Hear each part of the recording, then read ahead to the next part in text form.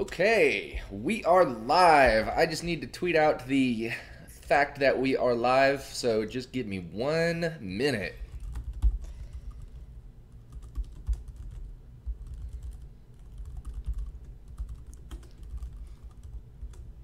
We are live. I just need to tweet out the fact that we are live. That was the playback there.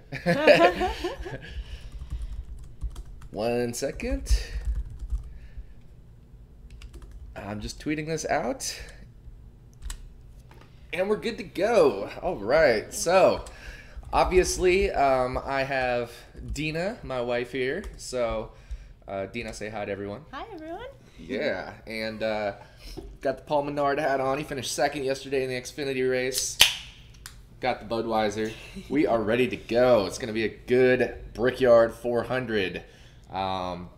We got a little bit of news. Obviously, after qualifying, Jimmie Johnson had to change his gear, so he's going to the rear of the field. That's okay. He'll be starting fourth for DraftKings purposes. He'll still be starting fourth, but he will go to the rear of the field for the start of the race. So he'll start with a huge negative place differential because he's got that gear change after qualifying. So think of it like a pit road penalty. He got a pit road penalty, now he's going to the rear of the field for a restart.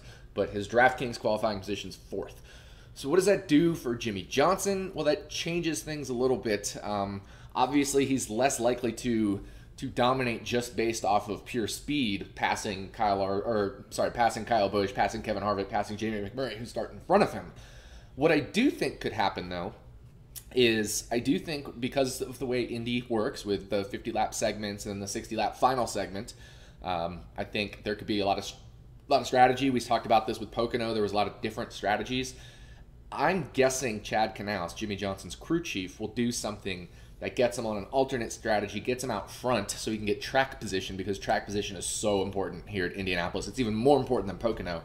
So I think they're going to take some gambles and try to get to the front, maybe stretch this first stint as long as possible, or pit as early as possible. One of the two, but to get him on a completely different strategy than everybody else, and so that he can get out front. So I actually think there is almost in some ways, oddly enough, a higher probability that he'll lead some laps. I don't think he'll be a huge dominator like he could when he was starting at the front, but I do think there is actually kind of a wider distribution of lap-led possibilities for Jimmie Johnson now, because he could go on this alternate strategy. So I don't, it definitely makes me want to play him less that he's starting in the back, but I don't think it's to the point where I'm just completely avoiding him. I think I'd probably play him 15%, and that would be just fine. I think he's probably going to be around 10 to 15% owned. I like playing him more than the field, I think, in this case, because I think the field will be scared off of him from that news. So just my thoughts there. I mean, Jimmie Johnson did have the best 10-lap average in final practice, and really good practice times and everything like that. So yeah, I think Jimmie Johnson will be an okay play. Other than that, no news as of right now. Nothing set up. So yeah, I think we're good to go. And I just need to send out one retweet, and Dina, you can look up our first hashtag RV Live question. Yeah, I've got the questions right here. Let me know when you're ready. I'm ready. Let's start with the first question. Okay, so the first is a strategy question. If it's hard to pass at Indy, why are Dominators spread out? I would think you could get the lead and keep it. Yeah, so that's actually a really good question. It is hard to pass at Indy. And the reason Dominators can be spread out at Indy is because of strategy. It is very hard to pass at Indy. So you would think, because it's hard to pass, that there would just be one, maybe two Dominators who are hard to pass the whole race. But because of the strategy element, the fact that you can pit at Indianapolis, get out and stay on the lead lap, and then if a caution comes, you get to catch up the field, and then everybody else who didn't pit on the caution has to pit. So you leapfrog all those fast guys up front. So the strategy is why we see a lot of different, we can see some races that are spread out among lap leaders. That said, last year, Kyle Busch led 88% of the laps, so it's not always that way. But certainly Indy is one of those tracks where strategy, fuel mileage can often come into play. I don't think we'll see fuel mileage come into play as much here because of the stages, but I do think we'll see strategy come into play. We could see some spread in the Dominators as well. That reminds me of, where somebody just gets the lead and keeps it.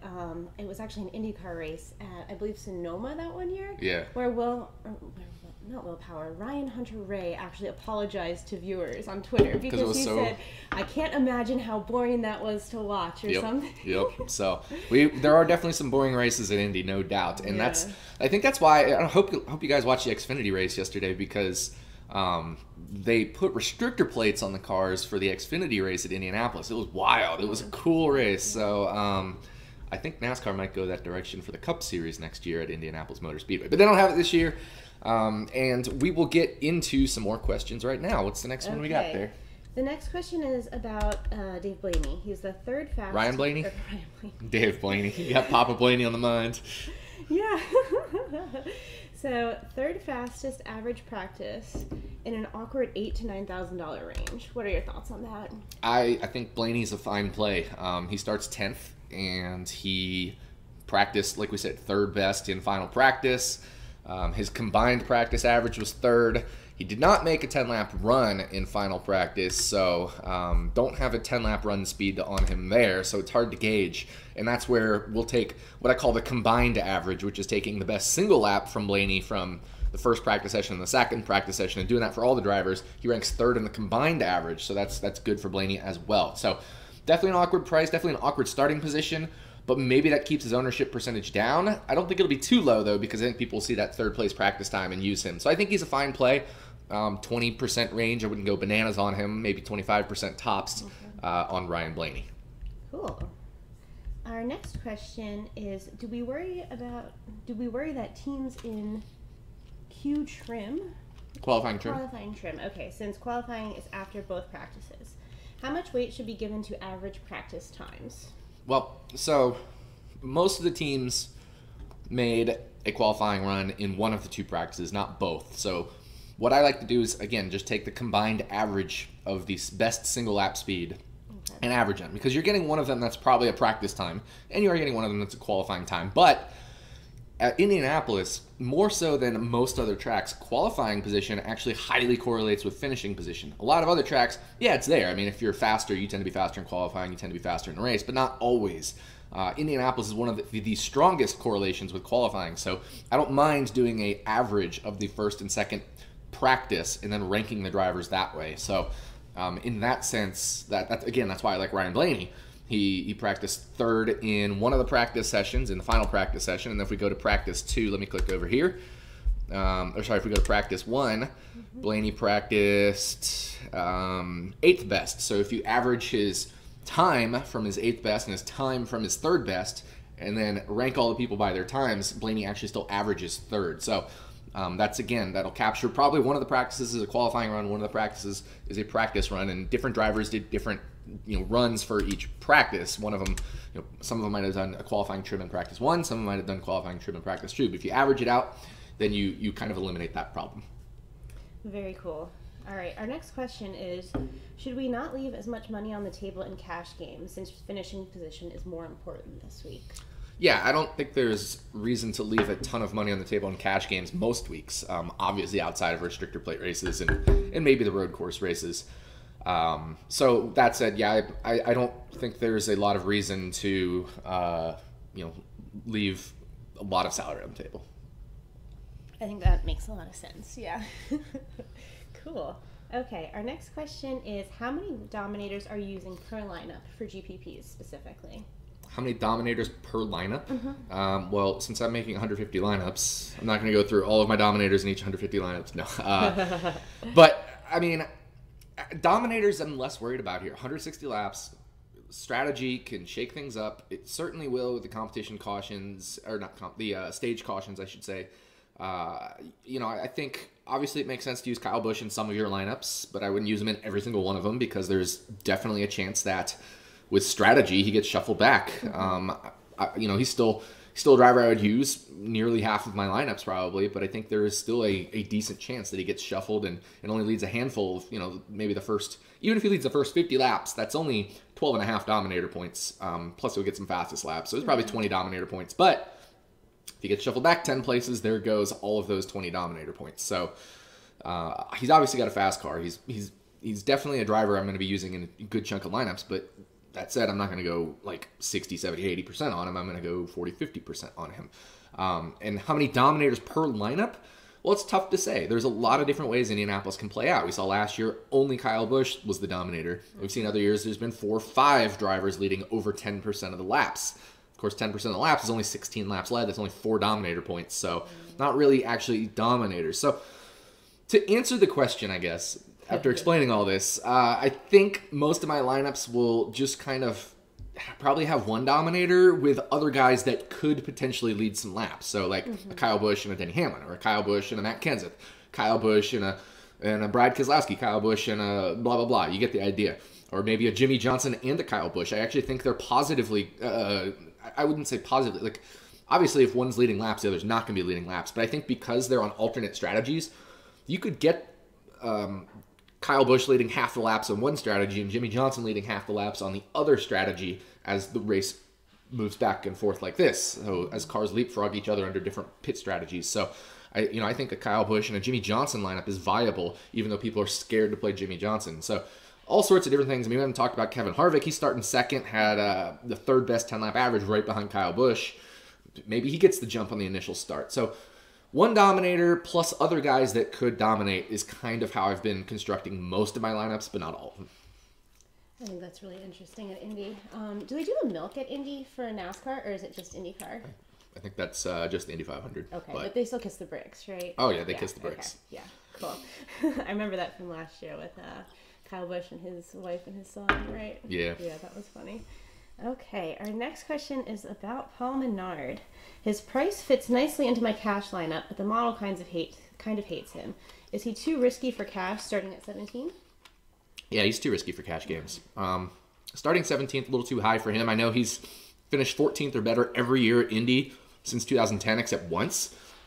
But he hasn't practiced very fast this week.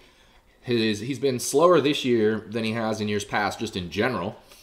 So I'm not really feeling the Paul Menard this week.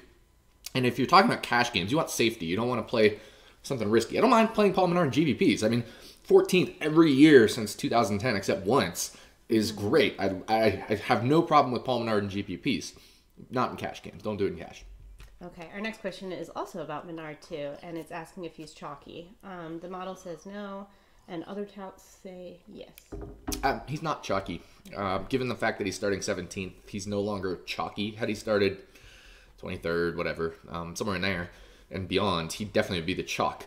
So starting 17th, he's not chalky, but he's not a player people are avoiding either. So he's just kind of one of those in the middle range where like people will play him because he's got a good track record here, but he's not like a must start because of his good track record and his qualifying position being so bad and having good practice times. No, it's not all of that. So I think Paul Menard will probably go 10-15% owned, but I don't think he'll go like anywhere near 20% owned or anything like that because he qualified too far forward. I think that makes sense. Very cool. Okay, actually these questions they're all kind of related. So the next one is about chalk. Do you think some chalk is overvalued this week with ownership percentage beyond GTO? Junior would need a tied for 8 finish, and AJ's unhappy with the car, etc. T8? Yeah. Tied for 8? A top 8. Top 8. But okay. yeah, I mean, I don't really know if what's the question again? Like, is the chalk overvalued? I mean, the chalk's always. Yeah. I think the chalk's always overvalued. I wouldn't say always. Obviously, you get the drivers that start like Kyle Larson, who starts in the back, and he's only 69% owned when he should be 85% owned. He's undervalued. But most of the time, especially towards the front or in the middle of the pack, these average drivers who are chalky, like AJ Allmendinger maybe this week, are a little overvalued. So, yeah, I think Dale Jr. is certainly a decent play this week, but I wouldn't go crazy on him. Mm-hmm. He starts 13th. He has a very fast car, but he's going to be gambling. There's also a lot of downside to playing him. So 20% on Dale Jr. is fine if the field's going to be 30% on him, something like that. Yeah, so I mean, I don't know if the chalk's overvalued or overused this week, but maybe just a little bit. I think even Kyle Larson could possibly go a little too highly owned. I'm not quite sure where his ownership percentage is going to be. I think it's probably going to be in the 40 to 50% range, maybe closer to 40%. But if he's 40%, then I want to be probably equal to the field. If he's going to be 50%, then I'm going to take a little leverage and probably only have about 30% Kyle Larson. I think 40% is right around where he should be. But I think 50, 60, 70% up in there, if he gets in that range, I think he could go 50% owned, given what my model says. And given how he's been more and more chalk every week, last week he was over 70% owned, even just in the little tiny, the $8 GPP. So I think this week Kyle Larson, he could be 50% owned. I want him to be, I would play him 40% if he was going to be 40% owned. But I think because he's going to be 50% owned, I'll probably try to get a little extra leverage and go 35 or 30% on Larson. Very cool. Our next question is about Truex. Do you think he ran his fastest happy hour lap in qualifying? No, he definitely didn't. So Truex, if you look at his practice times, his happy hour time was slower than his practice 1 time. So if anything, his practice 1 was his qualifying trim, and I'm pretty sure that's what he did is he ran his qualifying run in practice 1 because that was about the same as his qualifying speed. Practice 2, I think he just focused on race setup. And that's why you see only 184 miles an hour, 184.9 miles an hour in practice 2, which is happy hour, practiced 10th. But there were some people who did qualifying runs who probably practiced ahead of him. So I think he's got better than a 10th place car. That's why I like averaging that 185.559 that he had in practice 1, which was his qualifying trim because everybody did a qualifying run and everybody did a non-qualifying run.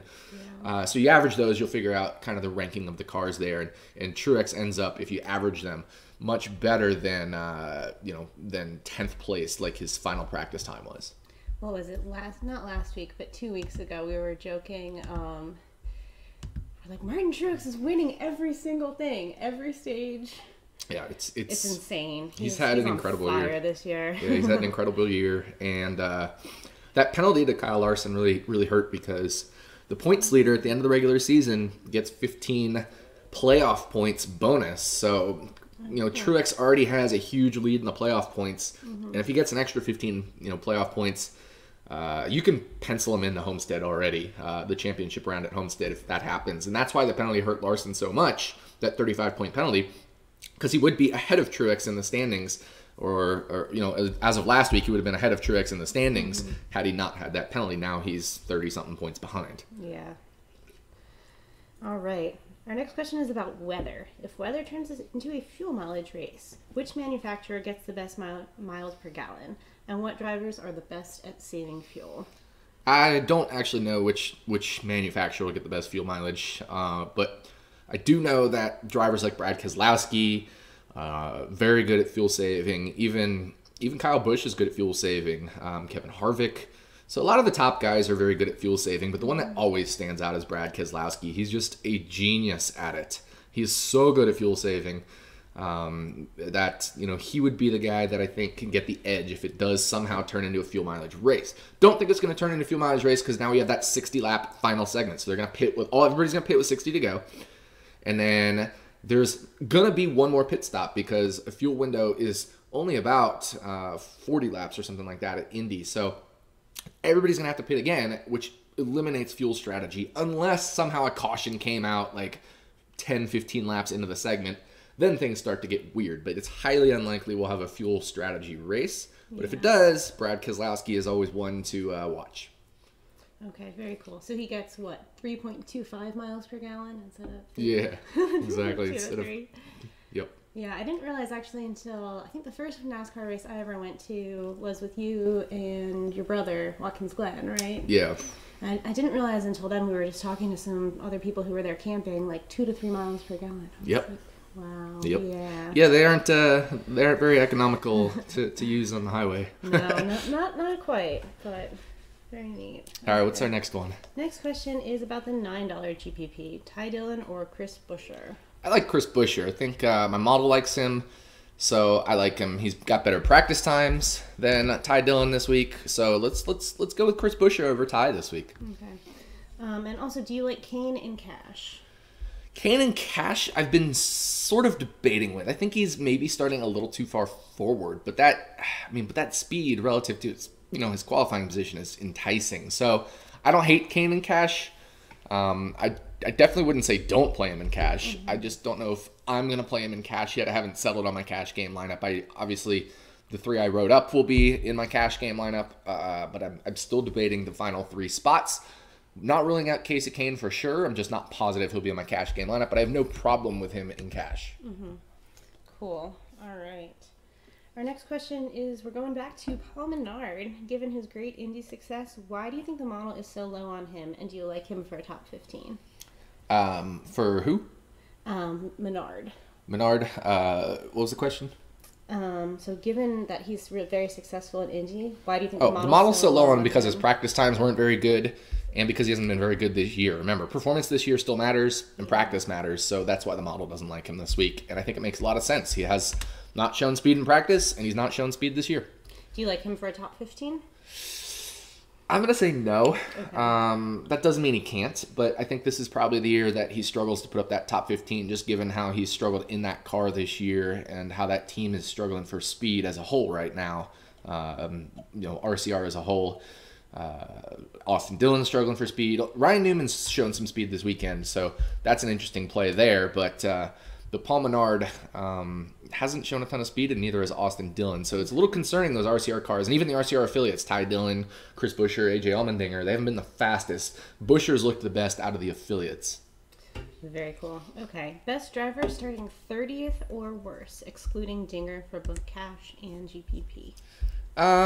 This kind of is a treacherous range, obviously, because you're picking the Joe Dirt cheap range that we talk about on the pod.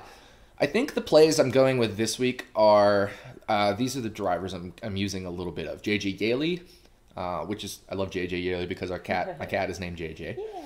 Yeah. Cole Witt, I have a little bit of. And then I'm using some BJ McLeod. So BJ McLeod starting dead last 40th. That's his qualifying position for DraftKings purposes. He got his qualifying time disallowed, so that didn't actually count as his qualifying. He didn't make a qualifying run, technically. So he starts dead last 40th. And he actually practiced, 39th and 36th. So there might be 1 or 2 spots to gain on speed.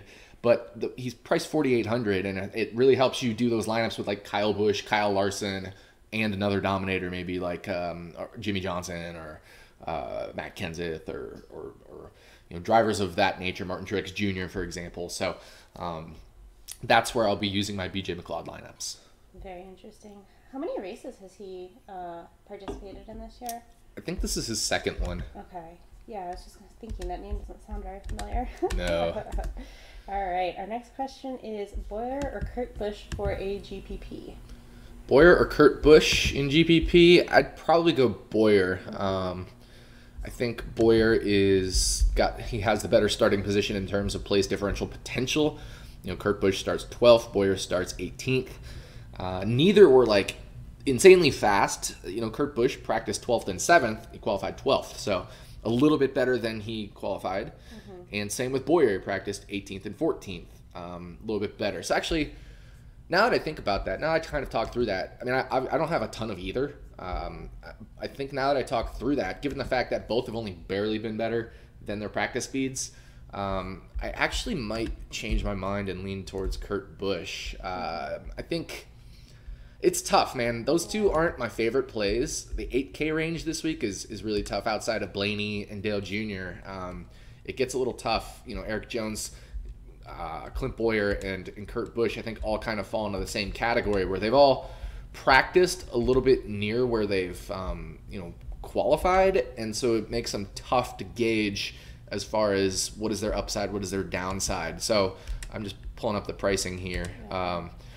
Clint Bowyer 8,600, Kurt Busch 8,300. So I think I actually would rather go with Kurt Busch. Pricing discount, and both he and Bowyer have only been barely better than their practice speed. So let's say Bowyer moves up 2 spots or 4 spots from his qualifying, then let's say he finishes 14th.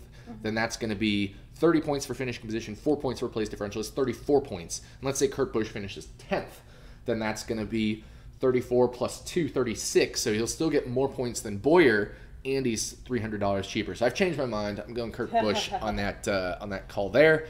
And I also would put Eric Jones in the same boat. Eric Jones 8,500, splitting the difference between the two. He starts 9th, practiced 14th and 1st. First, obviously, his final practice was in qualifying trim, so I don't think he has a first-place car by speed, but flat tracks are good for him. And you average his practices, again, he's probably right around the same boat as Kurt Busch, Clint Bowyer. So I'd rank him Kurt Busch 1, Clint Bowyer 2, Eric Jones 3, but they're all pretty close. Very cool. All right. Is it a must to have at least one driver starting in the top 5? I don't think it's a must, but it's certainly a likely strategy that somebody starting in the top 5 will end up in the winning lineup. So I would almost all of my lineups, if not all of them, will have a driver starting in the top 5, whether it's Kyle Busch, Kevin Harvick, probably not McMurray. But then Jimmie Johnson, I guess technically he starts last, but in qualifying position he starts 4th. I'll have some of him. Danny Hamlin, I'll definitely have some of. And if you want to put Truex, who starts 6th, let's say, he on the track he starts 5th because of Jimmie Johnson moving back. I definitely like having Truex as well. I think Truex is going to go under-owned this week. He's going to be 10-15% owned, maybe 15% owned. I think there's a better than 15% chance he ends up in the winning lineup. I think Truex is going to be the under-owned play of the week. Given how dominant he's been this year, and given his price tag, $10,600, people are scared of that. He's not been he hasn't qualified up front. He's in that awkward 6th starting position. I think he's going to be so far under-owned that I really like playing him this week. Very cool. All right, in cash, Ty Dillon over Suarez? I would play neither in cash, so you might want to rethink that cash lineup there a little bit. When I look for cash game lineups, what I look for is drivers that practiced better than they qualified. So Ty Dillon qualified 28th. His practices were 28th and 29th. That's not practicing better than he qualified. So there's less differential potential there just based off of speed. So I would probably rethink how I approach my cash game lineup there, because you don't want to really be choosing between Ty Dillon and Daniel Suarez in cash games this week. Very cool. All right. What are your thoughts on a one Dominator lineup with 18, Mr. Kyle Busch, as the Dominator and the rest finishing position plays? Yeah, I mean, that's going to be the most popular roster construction this week. So no problem with it, but it's definitely going to be the most popular roster construction this week. Is that something where it could be like a 15-way tie or something for? Oh, yeah. I mean, if Kyle Busch wins and ends up in the winning lineup and all that, we're almost surely going to see a split at the top. Okay. So just is what it is. But yeah. Actually, so I have a question. Make sure you're in the screen here. Oh, am I in the screen? Now you are. All right, I have to sit up straight, I guess. Yeah. So for the qualifier, what happens if somebody ties for that? So for the Fantasy Racing World Championship qualifier, if there is a tie, then those two will break the tie next week in a contest just between the two of them, or between the 5 of them if there's a 5-way tie. So that actually happened last year. Soup Sandwich, my buddy, he ended up in a tie with Giles of the Trees. So 2 of the best NASCAR DFS players right there, Soup and Giles. They ended up in a tie. Next week they went to a tiebreaker, and Giles took down the tiebreaker. So Soup didn't qualify last year, just like I didn't. But Soup and I each got 2 entries 2 years ago, and I've got my one this year. So hopefully he joins me again this year in the Fantasy Racing World Championship. Yeah, super cool. Whenever I see his Twitter handle, it makes me hungry. Yeah. All right, our next question is, how many guys starting in the top 10 are you looking at for each lineup? I don't like making cutoffs. Like, here's how many drivers I'm going to use starting inside the top 10, because it's fluid. Like, the top 10, the difference between 11th and 10th is nothing, right? Absolutely. So why cut off right between 10 and 11? I've never understood that. But that said, I'll probably be using 3 drivers that are toward the front. One that's probably going to dominate, one that has a chance to dominate, and one that maybe 10th, 11th, 12th, somewhere in there, that will have a chance to come forward and finish in the top 5. Because if you have a driver that starts 10th, 11th, 12th, finishes in the top 5, he's going to get over 40 points. And especially if it's somebody that's only like 9K versus somebody that's 10.5K, it's going to help out a lot. If you get 45 points from a driver who's 9K, that's 5x value right there. They'll probably tack on some fastest laps, something like that. Then you're looking at over 5x value, and that's what you want. So I think just in terms of drivers starting up front, I'll probably have 2 to 3 starting toward the front in most of my lineups, but I don't want to cut it off specifically at 10. Yeah, I think that makes sense. All right, and another question about the top 10. Any negative correlation plays from the guys starting in the top 10? I mean, I guess Kevin Harvick and Kyle Busch would be negative correlation there. This isn't like the 1.5 mile ovals with Truex starting second, where both first and second are going to dominate the race and just crush and be in the winning lineup. Don't think that's going to be the case. First of all, fewer laps here, only 160, not 267 or 334 like we usually see at those mile and a halves. Only 160. Because of the strategy, it's unlikely that it'll be Busch and Harvick swapping the lead back and forth. So I think those two are the only real negative correlation play. I think, like I said, I think Kyle Busch and Jimmie Johnson almost are positive correlation. There's almost some positive correlation there because I think they'll be on alternate strategies. So when one's leading one strategy and then the other strategy comes, when you're on one strategy, you pit at a different time than everybody else, and then the other guys come forward, and then that strategy will end up pitting, and these guys will come back forward. So I think there could be some positive correlation between Jimmie Johnson and Kyle Busch this week. Or if somehow Kevin Harvick gets out in front of Kyle Busch, then Jimmie Johnson and Kevin Harvick. I think there could be positive correlation. But negative correlation, definitely, I would say, between Kyle Busch and Kevin Harvick. Okay, very cool. Our next question is from our buddy Dean, the ceiling fan. I hope he never changes his profile picture. If he ever changes that profile picture, that would be sad. Or at least he needs to change it back for Sunday mornings. Yeah. Oh, by the way, Dean, since we're moving in our house tomorrow, we got to go buy all our ceiling fans. Yeah, we still haven't done that. We appreciate that advice, though. All right, what's the question? All right, is going down to Jones and Kenseth for solo dominators digging too deep? I think Jones is probably unlikely to dominate as a solo dominator. Kenseth, I guess he could, but I think it's digging a little deep. So I would say, yeah, it's probably a little deep on both of them. I think you're going to see, obviously, either Kyle or Kevin Harvick lead the first chunk of laps. The question is, when does a caution come out? When does strategy start to happen and all that, as to how many laps they lead? Because there's no guarantee that Kyle or Kevin will, even if they lead the first set of laps, they'll be in the winning lineup if strategy shuffles around and none of them get back to the front. So that said, I think like the furthest back I would go in terms of a solo dominator might be like, Truex in 6th, Denny Hamlin I think qualified 5th. I would consider those guys. Looks like my computer's freezing up here a little bit, and maybe Blaney in 10th. I guess he's got a fast car, but I don't really think he's going to be a solo dominator either. So I think I'd probably as far back as I'd go would be like Denny Hamlin or Martin Truex Jr. for a solo dominator.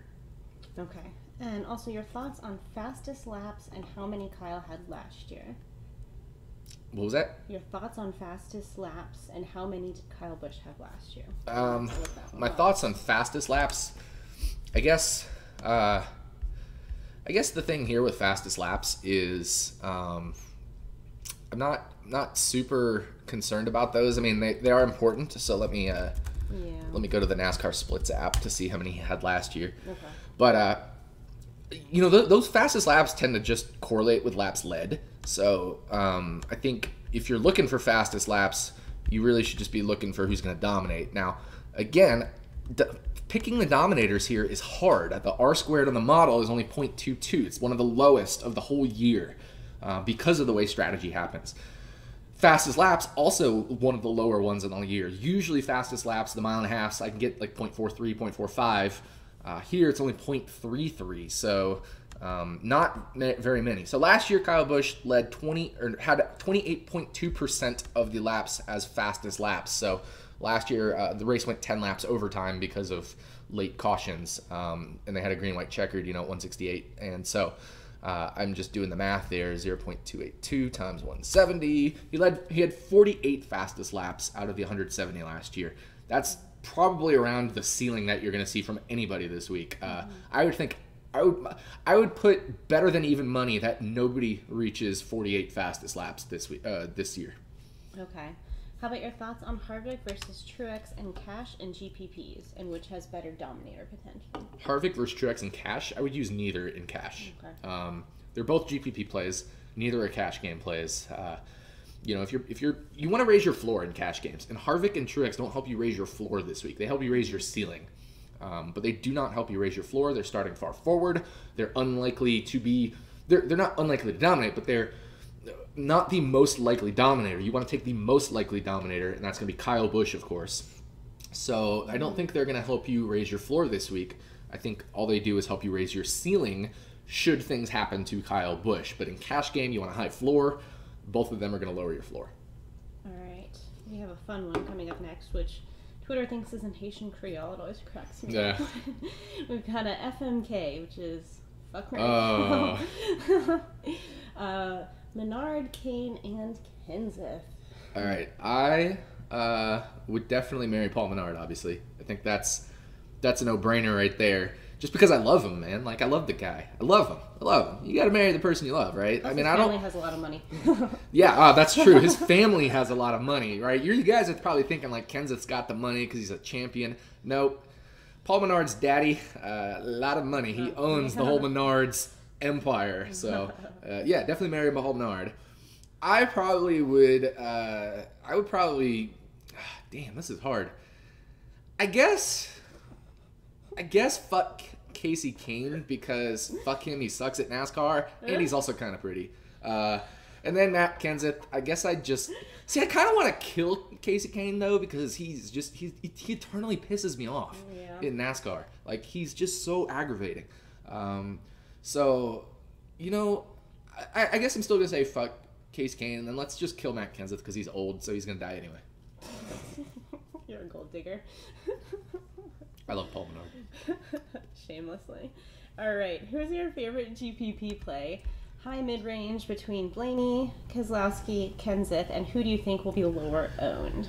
My favorite GPP play in the high or mid-range between Blaney, Brad Keselowski, and Matt Kenseth. I think my favorite GPP play is Matt Kenseth. I wrote him up this morning when the Jimmie Johnson news broke. But I also wrote a Blaney. So those two are easily my two favorite GPP plays. I think Keselowski could go under-owned, so I like him too. So I like all three of those, but I think my favorite one at this point in time is probably Matt Kenseth, because I think more people will be on Blaney looking at those practice times. Okay. All right, you talked about this a little bit, but your thoughts on Keselowski and Chase Elliott? Keselowski has struggled in practice this week in terms of speed. But, man, he has the most conniving crew chief out there, right? He's got Paul Wolf, just a genius. And if anybody can pull a strategy win, it's going to be Brad Keselowski. We talked about his fuel mileage, but just anything in general with strategy, they're going to do something different because they don't have the speed. I know that. I know they will do something different. So I don't hate Brad Keselowski this week. Don't love him. Chase Elliott I also like just because he starts 16th, which is pretty far back for him, obviously. So he's a value there just because he starts 16th. He hasn't been super fast, only practiced 16th and 17th. But boy, you know that guy is going to race better than he practices. So I think Chase Elliott is a decent GPP play as well. I'm even considering him for cash games. I know I'm kind of breaking the mantra here of play drivers who have better rank in practice than they do in qualifying, but Chase Elliott is almost like my exception here because of just how good of a driver he is, period, right? You're getting a driver who's qualified 16th, but he's been a top, 6, 8 driver this year. So, let's knock him down a couple places for bad practice. He's still probably going to finish around 10th. My model likes him to finish 10th. So if he finishes 10th, that's 34 points for finishing position plus 6 points per place differential. It's 40 points is fine for a cash game. You want like 4.5x in cash game. That's exactly what 40 points will do for Chase Elliott.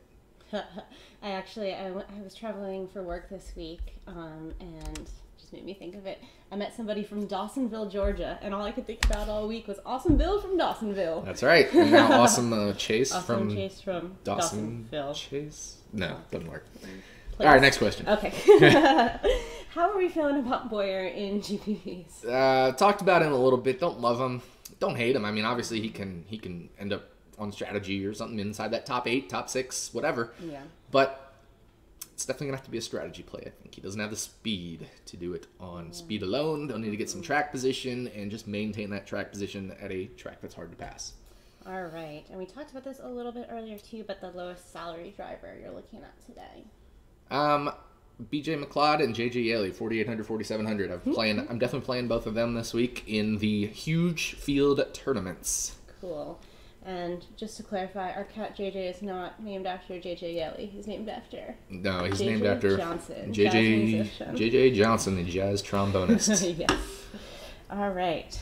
No, I would never name a cat after JJ Yeley. Are you kidding me? Yeah, that would be kind of weird. I might name our next cat Paul. Or Dale. We got a stuffed animal named Dale. Yeah, it'd be kind of confusing. All right. Yeah. fair. Anyway. All right, so I'm going to preface this next question by saying that in this house, we love landing castle. So one of our listeners is thinking about using castle and wants to know if he's crazy. Not crazy, but the only reason you're playing castle is to do a construction where you get in Kyle Busch, Kyle Larson, and another expensive driver. So I think that's actually a fine play. Landon Castle, in terms of like let's go over here to computer's like freezing up a little bit. But no, it's not DraftKings. It's just the computer being bad. If I close out DraftKings, I think that'll help. Okay. Because I have like 800 lineups in there, and it's like I can't load them all. But anyway, so let me flip down here to Landon Castle.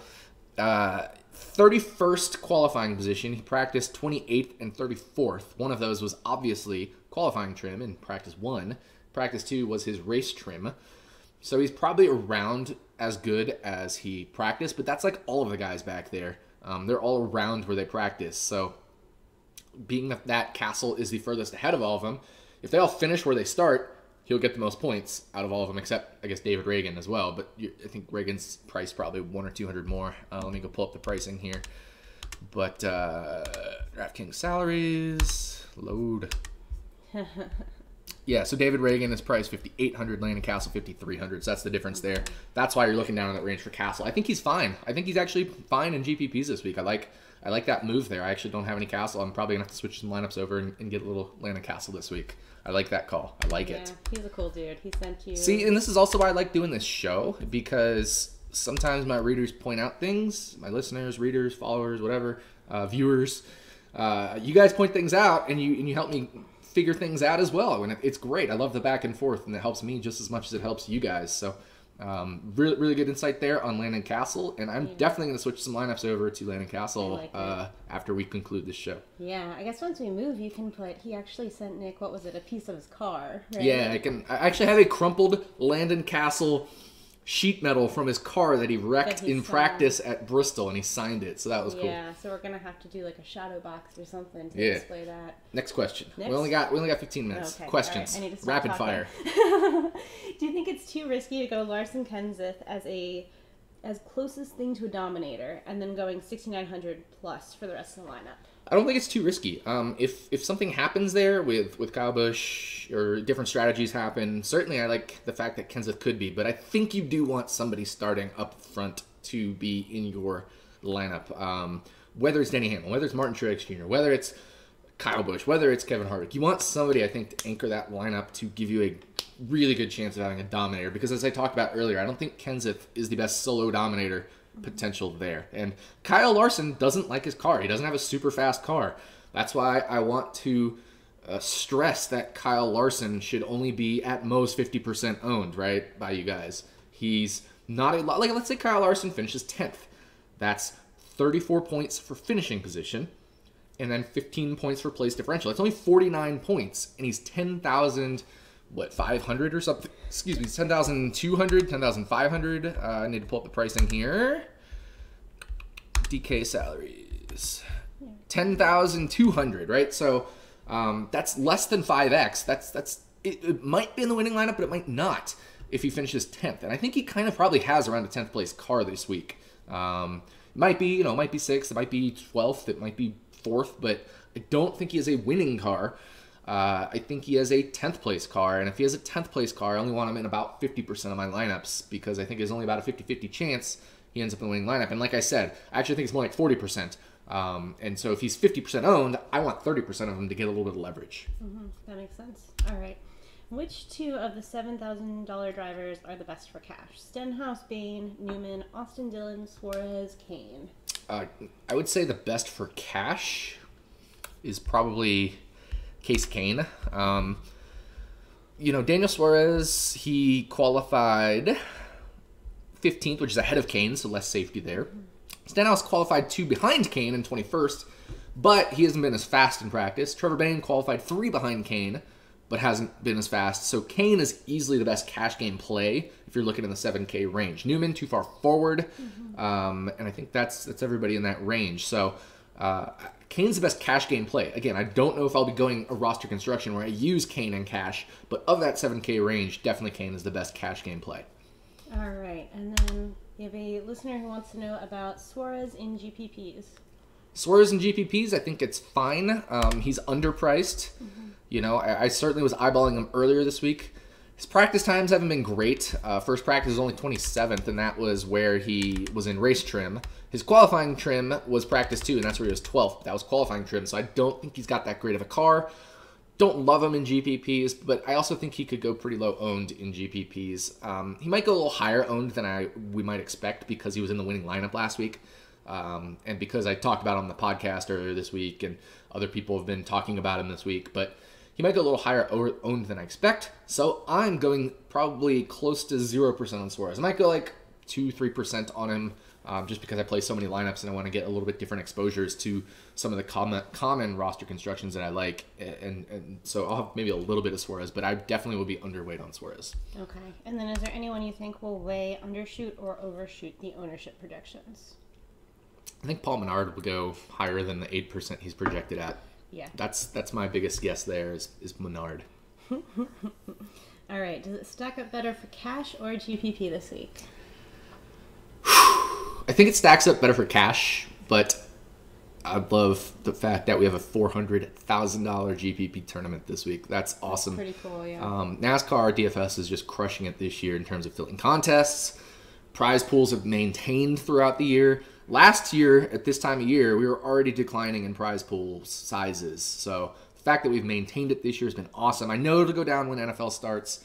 Yeah. That's to be expected. But at this point last year, we're doing so much better as a NASCAR DFS community than last year. I think the biggest tournament last year at this point for the Brickyard 400 was 200 or 250K. We got a 400K tournament here, 50K to first place. We've had 50K first place prizes each of like the last 8 or 9 weeks. That is awesome. Yeah, keep cool. Playing NASCAR DFS. It is so fun and so challenging and so competitive. It's one of the best sweats out there. Yeah, just keep playing. This is such a great contest, and you know, once a week.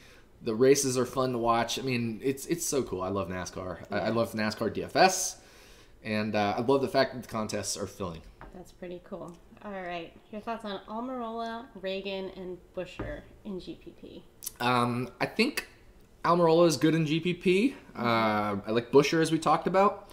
David Reagan, I'm not too high on. I would much rather have Landon Castle, as we talked about. They're qualified right next to each other. They've practiced right next to each other. Landon Castle, $300 or $500 cheaper, I should say. Yeah. So I would much rather have Landon Castle than David Reagan. Very cool. All right, and we've talked about this a little bit, but what drivers do you like under $6,000? Under 6K, we've talked about this. Obviously now I got back on the Landon Castle train here, thanks to one of our viewers with the question. A good question there. Talked about J.J. Yaley, talked about Cole Witt, talked about B.J. McLeod, and I think that's about it for me. Okay. Is Stenhouse a good GPP play? I have some of him in GPP, and the model likes him this week. So, yeah, I'd say he's a good GPP play. I think he's going to go under-owned relative to probabilities in the winning lineup. Just don't go bananas on him. 15% ownership tops. Okay. And thoughts on Almirola? We already talked about this a little bit. Yeah, like Almirola too.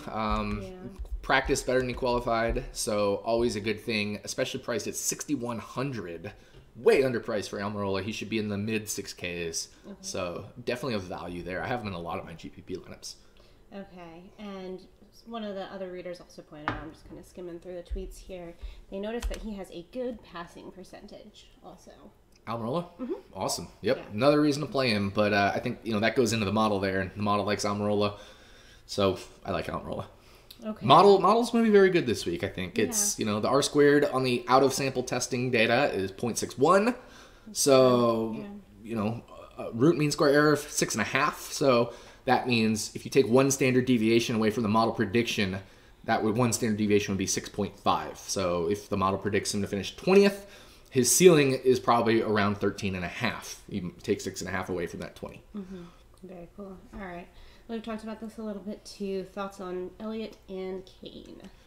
Kane, love him. Elliott, like him. Not love him, but I love Kane this week in GPPs, but he's going to be popular. He's definitely going to be popular in GPPs, so I can understand fading him as well if you want to go that route because he has Casey Kane, and he always lets us down, and that's why I want to, I wanted to kill him, but I think I also said fuck it because he sucks. But You know, somebody we haven't talked about this week is Danica Patrick. Actually, that's like somebody just asked a question on that about Danica as a cash play. So. I actually think she could be a cash game play. She's practiced better than her qualifying, and she qualified 23rd, which isn't too far forward. She practiced 21st, and she practiced, let's see, where is she on here? Danica. 21st and 22nd. She qualified 23rd.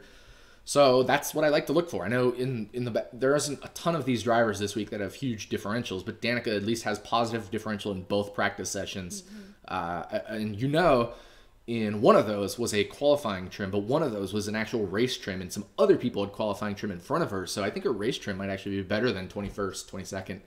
I like her this week. I think she's definitely in play for cash games. Okay, and I'm not quite sure what this question means, but who is your Menard pick of the week? Who's my Menard pick of the week? Oh, my GPP winning pick of the week, because I think people are referring to when I picked Menard in the plate race that other week when he crushed and everybody won all the money. Woohoo! Let's see. My Menard pick of the week is going to be, drumroll please. I actually think it's gonna be. I kind of want to say Kenseth. Okay. So I'm going to say Kenseth. I think Kenseth is my Menard pick of the week. I just don't think he's going to be that low owned. Yeah. So if you want a lower owned pick of the week, let's see. Low owned play of the week. Low owned play of the week.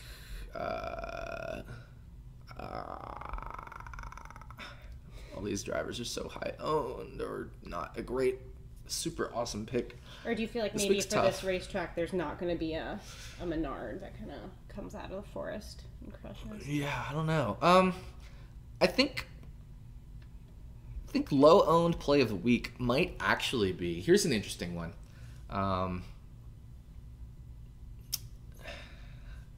Well, I was... No. All right. Let me think about this next question. Okay.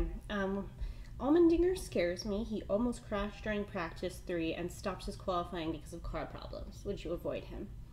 I wouldn't avoid him. Obviously, if you're playing one lineup, it's fine to avoid him because you either have to go 100% or 0% on him. And in that case, sure, avoid him. He's going to be high owned. And, I think fading him makes a lot of sense. But if you're playing multiple lineups, I wouldn't avoid him. But I think he's going to go 40, 45% owned, maybe 35% owned. Okay. I would probably go like 30% on him, 35%, somewhere in that range. Cool. All right. And we've talked about this a little bit, but how do you feel about Mr. Stenhouse today? My Menard pick this week. Let's. Okay, all right. My Menard pick this week is going to be Landon Castle. I think talking through all this, I really like Landon Castle now as a play. I think as long as he doesn't crash out, he'll be okay. I think he might be in that construction where you have Larson, Kyle Busch, and another expensive driver in the winning lineup. You're going to have to dip down under 6K. It could be Landon Castle. Okay, cool. All right. And how do you feel about Stenhouse today? Like I said, the model likes him, so I like him. I'm not super high on Stenhouse personally, but because the model has a very good accuracy at this track, I'm higher on him because of the model than my own personal opinion, if that makes any sense. Very cool. All right. So one of our listeners wants to know, with no Suarez or Ty, do I roll off Buescher for a Joe Dirt and add Kenseth? He's kind of struggling, I guess, constructing those last 2 spots. Roll off Buescher? I'm not sure what that means. Yeah, but probably means not use them. Oh, not use Buescher and play a Joe Dirt and add Kenseth. So this, again, was a cash game question. I wouldn't use Kenseth in cash. I wouldn't use... there's 3 drivers we got locked in cash games. The other 3 drivers, we want to, ensure that we have safety in mind. So Buescher is safety, right? He's qualified 26th, practiced 25th and 25th. I'd like using Buescher. I think you're at this point, let me go over to DraftKings here and create a lineup with those 4 drivers. I'm not creating a whole lineup, but I'm just looking at it to see how much salary you have left. Yeah. Okay.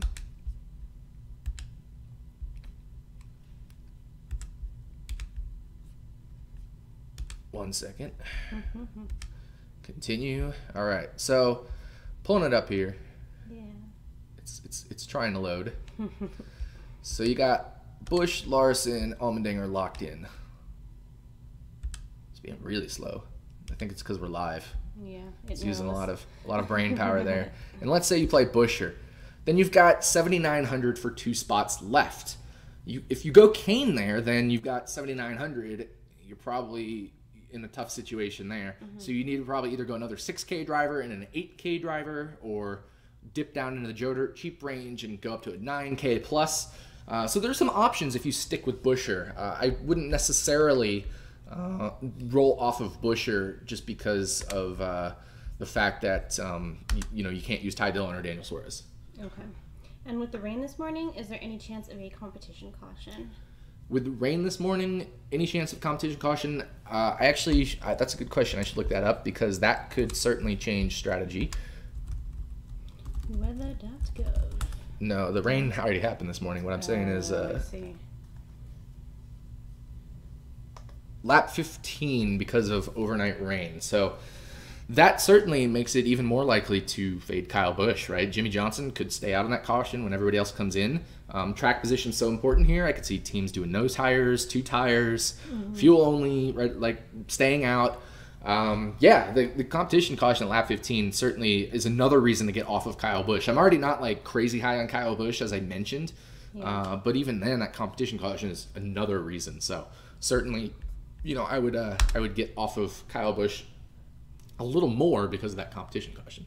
Cool. All right. One last question? One last question. All right. Thoughts on Almirola this week? Not much talk about him, but the model has him at 22% ownership. Say it again. Your thoughts on Almirola this week, as there was not much talk about him, but the model has him at 22% ownership. I think Almirola definitely, there's been talk about him. If you follow Roto Grinders, for example, and the great guy over there, my buddy Stevie TPFL. So I think that's what's going to inflate his ownership percentage a little bit, will be the fact that Stevie wrote him up. So I like Almirola as well. The model likes him. The model thinks if you, for example, just use the default settings of the model and put in 100 lineups, Almirola pops out, and I think 8, 10, 12% of them or something. Almirola's a good play this week, so I like him. All right, I guess that's it. Yep, that's going to do it. We got 1 hour before lineups lock. As I mentioned, I need to switch over some lineups to Landon Castle now, so I've got to finish my lineups too. But good luck this week, everybody. I hope we get one of you guys taking down the 50K, if it's not me, of course, but I wouldn't mind splitting it first place with one of you guys as well. So, everybody have a great week, and I enjoyed the questions as always, and they always make me think. They always make me do better as a NASCAR DFS player as well. So good luck this week.